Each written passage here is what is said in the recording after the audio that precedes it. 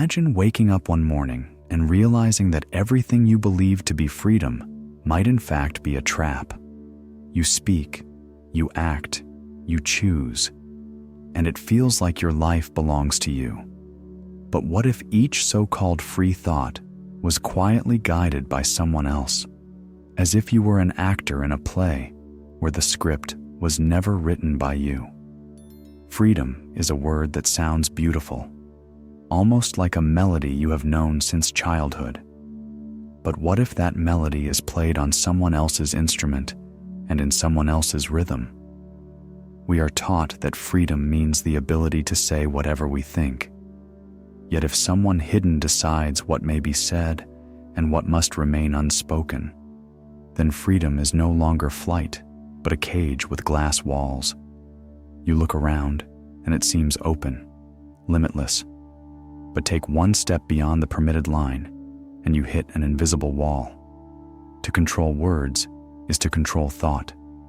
To control thought is to control reality itself.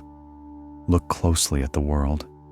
People argue about politics, about religion, about who is right and who is wrong. But almost no one dares to ask the deeper question: who created the rules of this game? Who drew the boundaries we are forced to live inside? We are born nameless, without a flag, without a passport. Yet the moment we take our first breath, the system begins to brand us. A name, a nationality, a role, a religion. The ink is invisible, but the chains are real. By the time we learn to speak, we have already been told who we are. By the time we learn to think, the walls of identity are already built around us.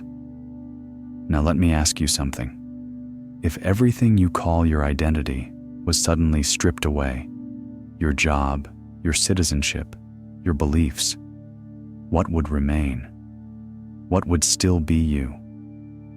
Think about it and leave your answer in the comments. I really want to know how you see yourself beyond all the labels, because here lies the secret. The danger is not the label itself, but the moment we confuse the label with the self. When you say, "I am my job, I am my race, I am my religion," you hand the keys of perception to the outside world. You let someone else tell you what you are. And when you forget what you could be, you shrink into a role. And a role is easy to control. This is why division exists. Nations against nations, groups against groups, people arguing endlessly over colors of uniforms while the unseen warden locks the gate. And yet, there is another way. A way to step outside the play, outside the cage, outside the illusion. If this beginning made you think, stay with me. Because in the next part, we will go deeper into the hidden machinery of control that most never notice. And if you want to keep exploring these questions with me, make sure you like this video and subscribe so you do not miss what comes next. Think about this for a moment. The strongest prison is not built of stone or steel. It is built of thoughts, beliefs, and invisible rules. A prisoner who sees the bars knows he is trapped, but a prisoner who sees no bars may never even try to escape. That is the brilliance of control. Keep people inside boundaries so subtle that they believe those boundaries are freedom. When you say, "I can speak, but only if I stay polite," you are not free. When you say, "I can question, but only if I never touch certain topics," you are not free. That is not freedom of speech. It is permission of speech. And permission is always granted by an authority that believes it has the right to decide. Step by step, year by year, the space for honest words grows smaller, until one day, silence feels normal. This is what political correctness truly is: a mask, a filter, a shrinking circle of what may be spoken. And once the circle shrinks enough, it begins to suffocate the very idea of freedom. Because words are not just sounds. Words are the tools of thought. Control words, and you control how people think. Control thought, and you control what they believe reality to be. So here is the paradox. Humanity chained not by weapons, but by invisible walls of language and law. And the question you must ask yourself is simple. Who decides where those walls stand? Who writes the script of what may be said and what must never be spoken? Now pause for a second and look at your own life. Have you ever wanted to say something, but stopped yourself, not because you did not believe it, but because you feared how others would react? If yes, write in the comments how it felt. Was it relief, or was it like swallowing your own voice? Your answer might surprise you. The system knows this very well. That is why it builds prisons of perception. It tells you who you are, what you can be, and what you should never even imagine. And if you accept the label as your true identity, then you hand over your power willingly. You are no longer infinite awareness. You are just a worker, or a citizen, or a believer in one single box. And boxes are easy to stack, easy to separate, easy to control. This is why rulers throughout history have always divided people into categories. Divide and rule. Make people forget their unity, and they will fight to protect illusions. One nation against another, one religion against another, one party against another. All the while, the hidden architects smile, because the fighting itself keeps the prison strong. But what happens when people remember that they are not labels, not costumes, not roles? When people realize that awareness cannot be divided, cannot be bribed, cannot be owned, the prison begins to crack. And that is the very thing the system fears most. Stay with me, because in the next part, we will look at how this invisible prison was built into the very tools we use every day. The internet, the platforms, the feeds we scroll. What you think is connection may in truth be the most powerful cage ever invented. And if this second part made sense to you, let me know by liking this video. It helps more than you imagine. The internet was sold to us as liberation, a place where anyone could speak, connect, and share ideas without limits. It looked like the greatest gift of the modern world, a vast digital commons where no voice would be silenced. At least that is what we were told. But if you follow the roots of this story, you find they lead not to freedom, but to laboratories, military programs, and intelligence agencies. The early seeds of the internet were not planted by dreamers of free speech. They were planted by networks like DARPA, by intelligence organizations, by shadowy programs that shaped the companies we now call tech giants. Search engines, social media, video platforms, all began with ties to power that most of us never even suspected. At first, the mask was kind. Search engines promised unlimited knowledge. Social networks promised connection. Video platforms promised a voice for everyone. We fell in love with the promise, and in doing so, we walked willingly into the net.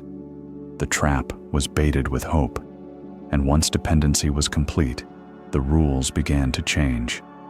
Today, a handful of corporations sit like unelected kings over the flow of global information. Google decides what rises to the top of your search. Social platforms choose which voices are amplified and which vanish into silence. Videos disappear overnight, channels are erased, accounts are shadow banned without explanation. This is not censorship in the old sense, where governments seized printing presses. It is something far more subtle and far more dangerous. Algorithmic invisibility. You still post, you still speak, but your words vanish into a digital void. You are silenced not by force, but by absence. You are free to talk, yes, but only to yourself. And so the illusion of freedom survives, while true freedom dies. Billions believe they are free because the cage has no visible bars. But when the very architecture of perception is owned, freedom is an illusion. In past ages, emperors controlled nations. Today, a few executives in Silicon Valley hold power greater than any emperor. Ask yourself, who decides what is hate speech, what is fake news, what history remains, and what is erased? It is not you. It is not me. It is a concentration of power so extreme that the beliefs of billions are shaped by a few invisible policies. Now let me ask you this. Do you remember the first time you noticed that your feed, your search, your platform was hiding something from you? Did it feel like a glitch? Or did it feel like someone had already chosen what you were allowed to see? Share that moment in the comments, because it is stories like yours that show others they are not alone. This is why control has moved from armies and thrones into code and servers. Algorithms decide reality for billions. The prison no longer silences you with violence. It convinces you that your silence is your own choice. That is the perfection of control. But the question remains, if these companies shape what we know, who shapes them? Who funds them? Who directs them? Who writes the code that now writes our perception? Follow that trail, and you may see the true architects behind the digital cage. Stay with me, because in the next part, we will uncover the pyramid of power that stands above governments and leaders, a pyramid where the few hold the strings of the many. And if this part opened your eyes even a little, give the video a like so more people can step into the light with us. We are taught to believe that presidents, parliaments, and prime ministers hold the highest authority. They stand on stages, sign laws, shake hands, and smile for cameras. We are told they are the architects of society. But what if that is only theater? What if the real directors of the play stand in the shadows, unseen by the audience? Picture power as a pyramid. At the very top, less than 1% hold the true strings. Beneath them lies a layer of enforcers, military, police, intelligence services. And at the base is the rest of humanity, billions of people who believe that by voting, by protesting, by choosing between two sides, they are shaping their future. But the truth is different. The outcome of the play was scripted long before the curtain rose. This is not new. History repeats this pattern. In Rome, senators paraded in public while hidden cults held the real influence. Today, leaders debate on television while financiers, corporations, and networks of secrecy shape the real agenda. The stage changes. The script remains the same. Banks fund campaigns. Corporations write laws. Intelligence agencies direct policy. Behind every politician stands a lobbyist with a contract, a financier with a ledger, or an operative with a secret file. These are the true rulers, and their reach extends beyond borders. Even money itself is part of the trap. Central banks create debt from nothing. Governments borrow not for the people, but for their masters. Debt becomes endless, and endless debt means endless control. Nations collapse while the pyramid thrives. The middle of the pyramid is crucial. Soldiers, officers, workers, ordinary citizens who enforce the system because they believe it protects stability. Yet in truth, the stability they serve is not for their families, but for the architects of control. One day, they may realize their children inherit the same chains. Until then, the show continues. Elections become theater, left against right, red against blue. People argue with passion, anger, even hatred, believing it matters. But behind both parties stand the same funders, the same networks. The actors change, the script does not. That is why promises made during campaigns vanish once power is gained. Wars begin that no one asked for. Laws pass that no one wanted. Surveillance expands, freedoms shrink, and yet people still believe the next actor might finally change the play. This is what some call the Hunger Games society. A world of engineered scarcity for the many, luxury for the few, and a militarized system to enforce the order. You see it already. The middle class is hollowed out. Homelessness grows. Billionaires multiply. Ordinary workers are punished with austerity. This is not failure. This is design. And here is the great lie. Power is not in the office you see. It is in the unseen agreements, the closed doors, the invisible networks. Citizens cheer for their party, argue for their leader, all the while serving a script written far above. So the deeper question rises: if politicians are masks, who writes the lines they speak? Which families, which networks, which architects of shadow sit at the top of the pyramid? Stay with me, because in the next part, we will move beyond politics and money into something even older, a layer of control that does not just influence leaders, but shapes human perception itself. And if this opened your eyes a little, let me know with a like. It helps this message reach those still asleep. Up to now, we have followed the visible layers of control, labels that shrink us, platforms that silence us, a pyramid of money and power. But there is another layer, older and far stranger, a layer that does not just influence politics, but shapes human perception itself. Across cultures and centuries, there are stories of hidden rulers. The Gnostics called them archons. Islamic tradition named them jinn. Christianity spoke of demons. Indigenous shamans sang about shadow beings. Different names, same pattern. An intuition that the visible world sits on top of a deeper unseen reality. Science gives us a clue. The light our eyes perceive is a tiny fraction of the electromagnetic spectrum. Most of the universe is invisible to our senses. If entities could exist on those unseen frequencies, they would be effectively invisible to us, yet still able to interact. We might call their influence coincidence, madness, or miracle. David Icke frames this not as mere mythology, but as a functional model. These non-human intelligences feed on certain states: fear, chaos, hatred, despair. They are, in his view, energy parasites, not only metaphorically, but in a real energetic sense. The more a society is kept anxious, outraged, fragmented, and fearful, the richer the harvest becomes. Look around. Perpetual crises, rituals of violence, spectacles designed to shock and divide. These are the harvest festivals of a system that feeds on our low vibrations. And the elites who stand at the top of the pyramid are not merely political players. They are conduits, practitioners, or at least willing collaborators in amplifying that harvest.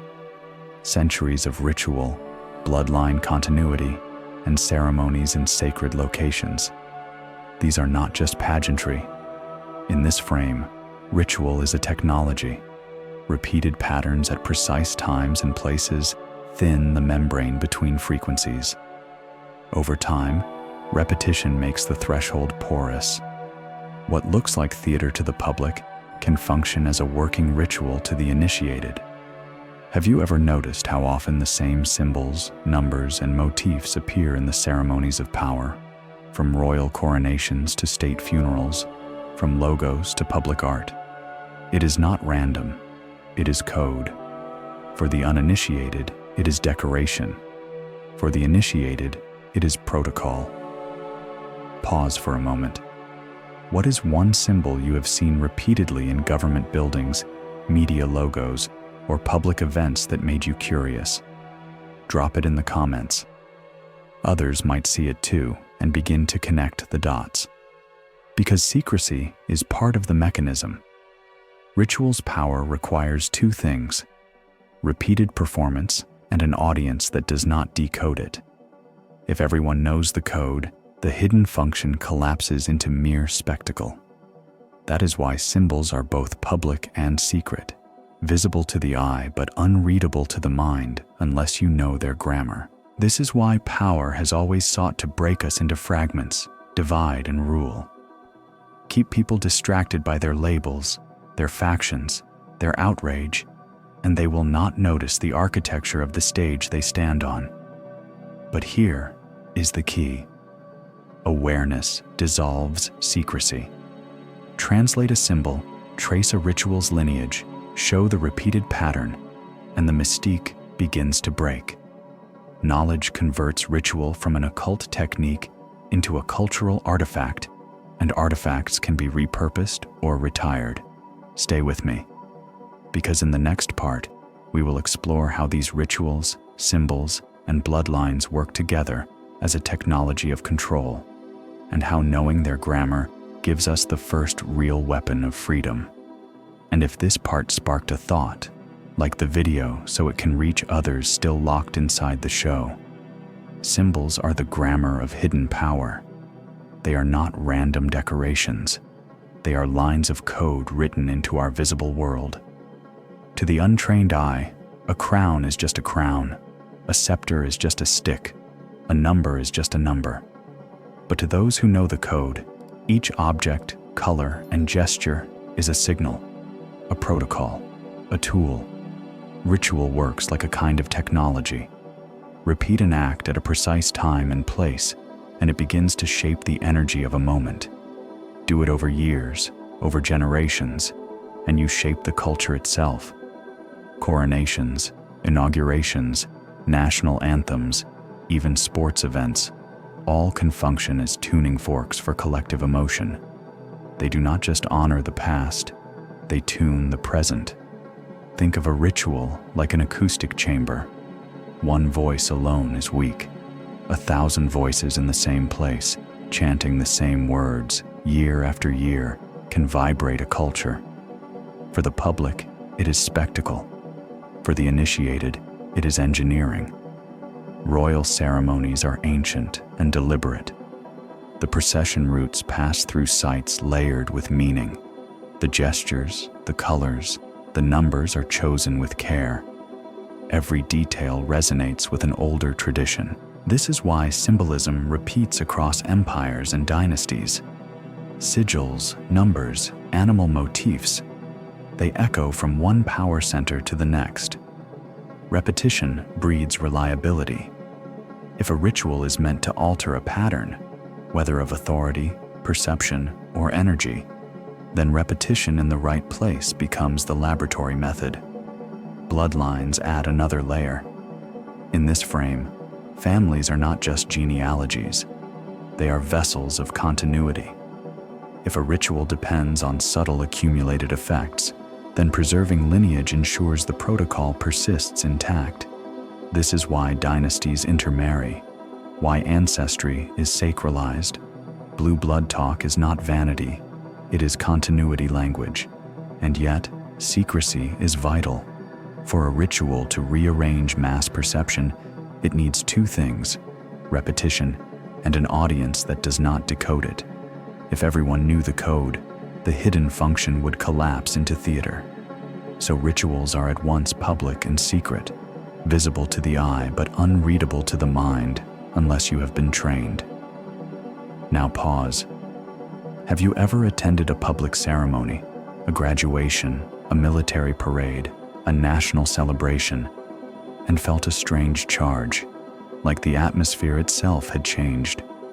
Write in the comments what it felt like: calm, uplifting, or unsettling. Your answers might help others see these events with new eyes. The result of this hidden grammar is paradoxical transparency. The elite tell us what they are doing in plain sight while relying on our ignorance to maintain effect. And yet, awareness is the demolition tool. Translate the symbol, trace the ritual's lineage, show the repeated pattern, and the mystique begins to break. collective art, shared practices of joy, communal acts of remembrance can retune a culture's frequency. If a narrow, fear-based ritual lowers vibration, broad-based practices that amplify empathy, creativity, and reason raise it the other way. In other words, counter-rituals are possible. Modern systems already co-opt the language of ritual. Corporations stage product launches like coronations. Political campaigns script rallies like liturgies. Social media memes spread as modern amulets. The old and the new converge. Where once ritual required temples and masked priests, now it requires billboards, viral hashtags, and televised spectacles. The technology changes, the method remains. Stay with me, because in the next part, we will move to the synthesis, how all these layers, from labels to algorithms to rituals, form one architecture of control, and how that architecture can be broken. And if this part gave you a new way to see, give it a like so it can find others who are ready to look. Step back for a moment and see the pattern. Labels that shrink us, platforms that silence us, pyramids of money that script politics, unseen entities that feed on fear, rituals that tune whole nations. At first, these look like separate stories, but together, they form a single architecture. A system designed not to cage your body, but to capture your perception. Perception is the true battlefield. Whoever engineers what you see, hear, and feel, engineers what you believe to be real. Feed people division, fear, and confusion, and they will act as if the world is only those things. Salt it with ritual, color it with spectacle, and billions move like pieces on a board. This is why censorship matters less as force and more as habit. It is not about arresting every dissenter. It is about creating an environment where people silence themselves, where they no longer ask dangerous questions because the thought never crosses their mind. That is control at its peak. The brilliance of this system is that it always offers bait: freedom, safety, convenience, connection. The trap is always wrapped in hope. First, you are promised liberation. Then, you are promised protection. Finally, you are handed control. And by then, most people accept it willingly. Look at history. Empires once ruled by armies, then by kings, then by governments. Today, they rule by code and narrative. The throne has been replaced by the algorithm.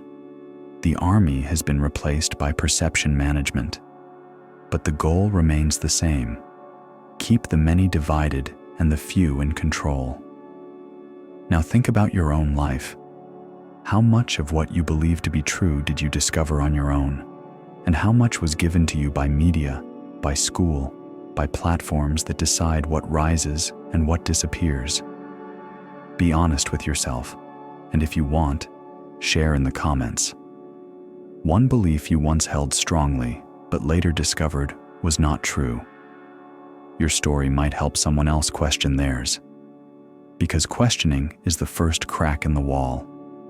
Once you see that perception can be engineered, you can no longer unsee it. You start noticing the patterns, the recycled symbols, the staged crises, the predictable outrage. And once the mechanism is visible, the mystery dissolves. Exposure breaks secrecy. That is why the system fears awareness more than protest. Protest can be absorbed, managed, redirected. Awareness cannot. Awareness spreads silently, like fire. Once enough people remember they are more than their labels, more than their feeds, more than their roles, the control begins to fail. Stay with me, because in the next part, we will go deeper into the most important step: how to resist this architecture, not with anger or outrage, but with frequency, with awareness, with new forms of building.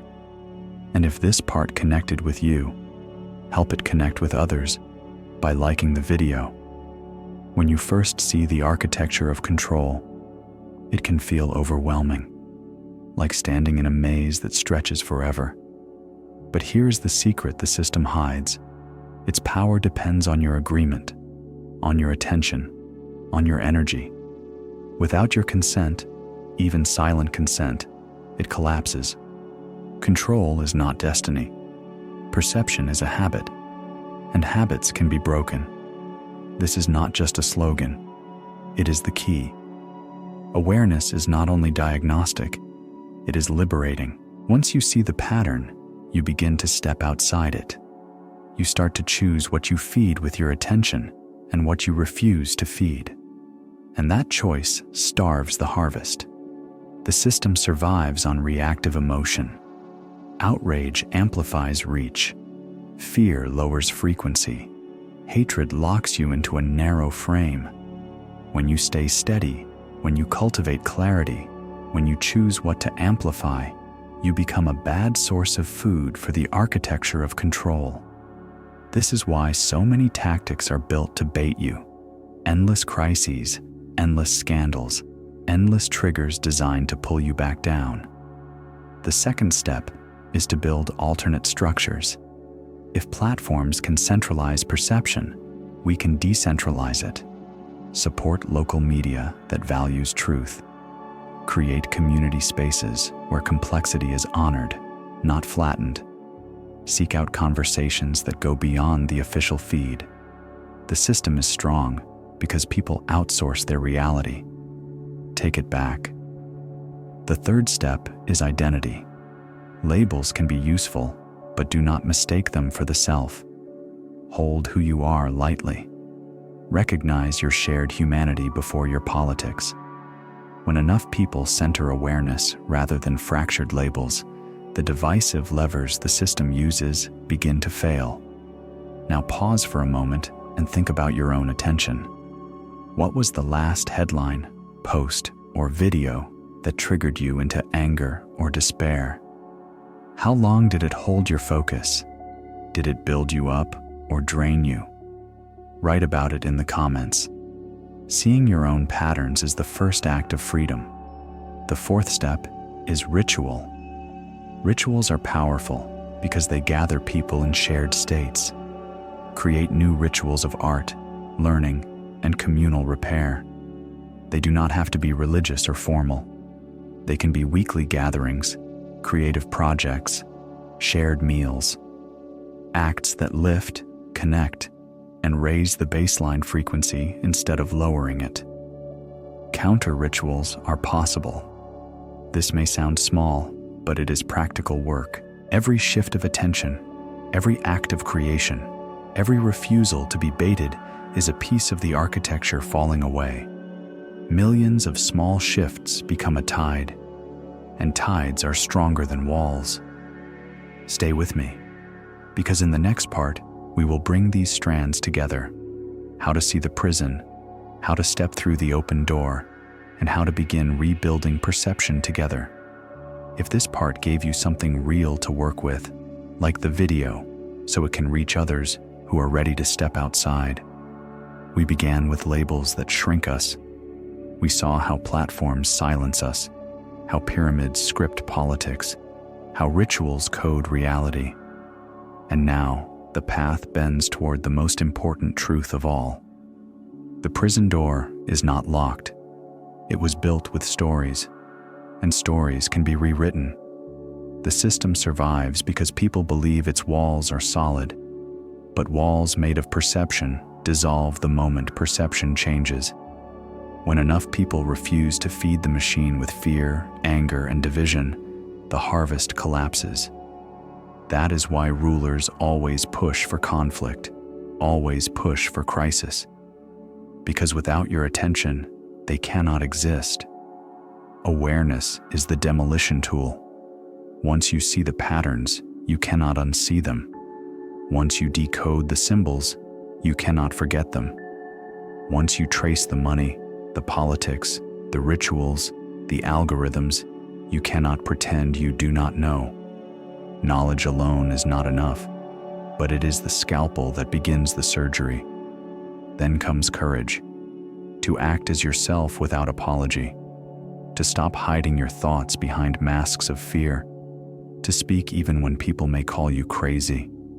Because true freedom begins the moment you no longer trade your voice for approval. That is why the system works so hard to shame and isolate those who step outside.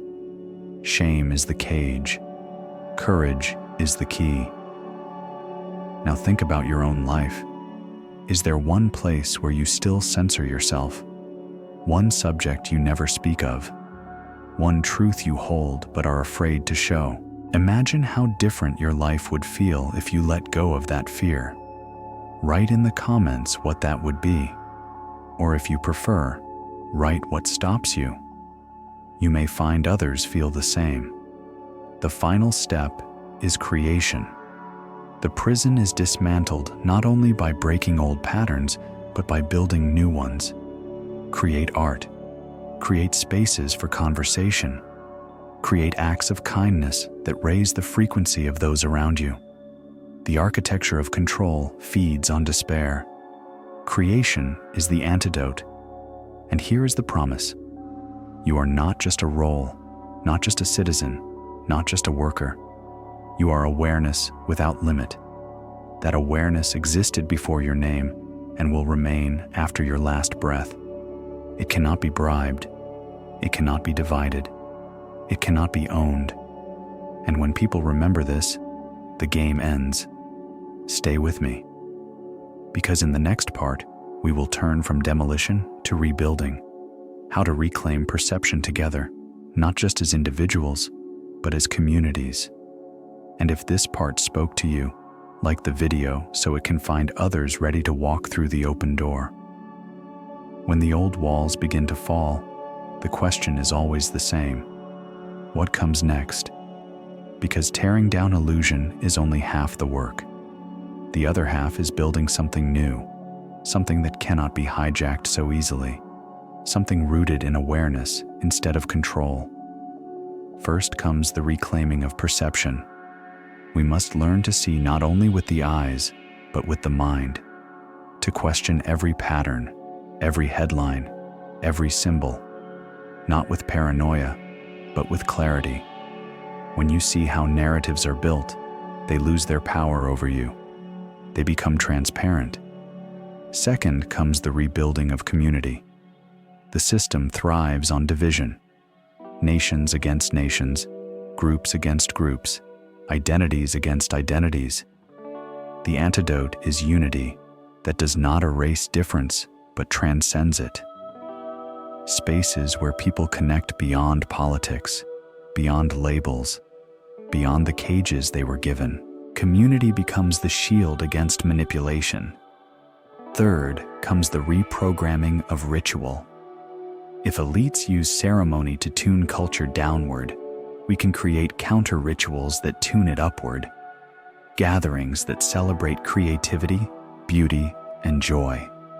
Collective acts of kindness, music, art, and remembrance. These may sound small, but they ripple outward in ways the system cannot predict and cannot control. Fourth comes the creation of new structures. Platforms that do not censor, forums that do not divide, economies that do not enslave. Decentralized, transparent, built by people who remember their awareness rather than forget it. Technology can be a prison, but it can also be a bridge if we choose to design it differently. Now let me ask you, imagine one small thing in your daily life that you could change to step outside the system's rhythm. What would it be? Turning off the feed for 1 hour, starting a conversation in real life, creating instead of consuming. Write it in the comments. Your answer may inspire someone else to take their first step. And remember this, the prison was always built with consent. The moment enough people withdraw that consent, the illusion cracks. That is why every small act matters, because billions of small acts together become unstoppable. Stay with me. Because in the next part, we will uncover the final synthesis, how awareness spreads, how the architecture crumbles, and how the future can be reclaimed. And if you feel the spark, like this video so it can travel further and reach those who are still inside the maze. Every system of control in history has carried the same weakness. It depends on belief. The moment belief dissolves, the system collapses. Kings ruled by divine right only as long as people accepted the story. Governments ruled by law only as long as people agreed to obey. And today, algorithms rule by perception only as long as people trust what they see on the screen. This is the turning tide. Awareness spreads not like fire from one spark, but like light seeping through cracks. One person questions a headline, another decodes a symbol, another notices the algorithm's hand, and soon the cracks meet. What was once invisible becomes visible, and once visible, it can no longer control in the same way. That is why so much effort is spent to ridicule, to shame, to silence those who see differently. If the crowd laughs at you, fewer will follow you. If the system calls you mad, others will stay away. But truth has a strange persistence. Once planted, it grows in silence until it is undeniable. And here is the secret. You do not need to convince everyone. You only need enough people to shift perception. Once the tide turns, the architecture loses balance. The pyramid shakes.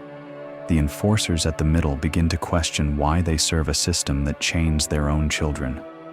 The illusion of stability cracks. Pause here and ask yourself, what was the first crack for you? The moment when you realized something was not as it seemed. Was it a news story that did not add up? A symbol that felt wrong? A promise broken too many times? Write it in the comments. Your story may be the spark for someone else. The controllers know this moment is coming. That is why distraction multiplies. More crises, more outrage, more noise. If you are always reacting, you never notice the tide beneath the surface. But when you step back, when you refuse to be baited, you see the pattern clearly. And clarity is contagious. This is how empires end. Not with a single battle, but with millions of quiet refusals. Millions of people stepping out of the script at the same time. Millions choosing to create instead of consume, to question instead of obey, to connect instead of divide. The tide rises, and the pyramid cannot hold. Stay with me, because in the final part, we will bring it all together. The end of the old play, and the beginning of something new. And if this part reminded you of your own first crack, give the video a like so more people can join the tide. We began this journey with a question. Who controls reality? We followed the threads, labels that shrink us, platforms that silence us, pyramids that script politics, unseen forces that feed on fear, rituals that tune culture. Piece by piece, the architecture revealed itself. And yet here's the final truth.